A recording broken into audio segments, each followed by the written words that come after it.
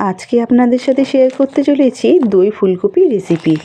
নিরামিষ দিনে এরকম রেসিপি থাকলে কিন্তু অন্য কোনো রেসিপির প্রয়োজনই পড়বে না। প্রথমে ফুলকপিগুলো আমি একটু ভাপিয়ে রেখেছিলাম। এরপর প্যানে তেল গরম করে একে একে ফুলকপিগুলো ভেজে নেব। যতক্ষণ ফুলকপি ভাজা হবে ততক্ষণ শিলের মধ্যে বাদাম পোস্ত বেটে নেব। তবে বাদামের জায়গায় আপনারা কিন্তু কাজু বাদামও ব্যবহার করতে পারেন। এদিকে এক পিঠ আমার ভাজা হয়ে গেছে, ফুলকপিগুলো আর এক পিঠ উল্টে দিয়ে খুব ভালো করে ভেজে একটি পাত্রে তুলে নেব।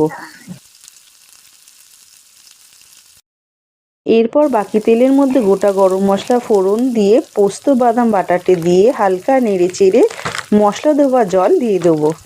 তাতে স্বাদ মতো নুন চিনি দিয়ে রান্না করে নেব। যখনই তেল ছাড়তে শুরু করবে আগে থেকে ফেটিয়ে রাখা টক দই দিয়ে দেবো। সাথে দিয়ে দেবো টক দই বাটি দেওয়া জল দিয়ে খুব ভালো করে মিশিয়ে আরও কিছুটা গ্রেভির জন্য জল অ্যাড করব। এরপর গ্যাসের ফ্লেমটি হাইতে রেখে ভালো করে ঢাকনা চাপা দিয়ে মিনিট 2 থেকে 3 ফুটিয়ে নেব। ফুটে এলে আগে থেকে ভেজে রাখা ফুলকপিগুলো দিয়ে আবারও ঢাকনা চাপা দিয়ে মিনিট 5 রান্না করে নেব। মিনিট 5 রান্না করলে কিন্তু রেডি হয়ে যাবে এই দই ফুলকপির সুস্বাদু রেসিপিটি। তবে নামানোর আগে 1 চামচ ঘি, গরম মশলা, ঝালের জন্য গোলমরিচ গুঁড়ো দিয়ে খুন্তির সাহায্যে ভালো করে মিশিয়ে নিলে কিন্তু পরিবেশনের জন্য একেবারেই রেডি হয়ে যাবে এই দই ফুলকপি রেসিপিটি।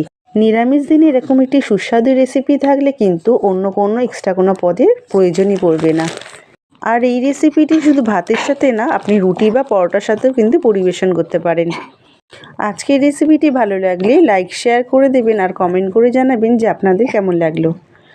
আমার এই চ্যানেলে নতুনত্ব ভিডিও পেতে চ্যানেলটি সাবস্ক্রাইব করে রাখবেন এবং পাশে বেল আইকনটি প্রেস করে রাখবেন যাতে সবার আগে নতুনত্ব ভিডিও আপনার কাছে পৌঁছাতে পারে।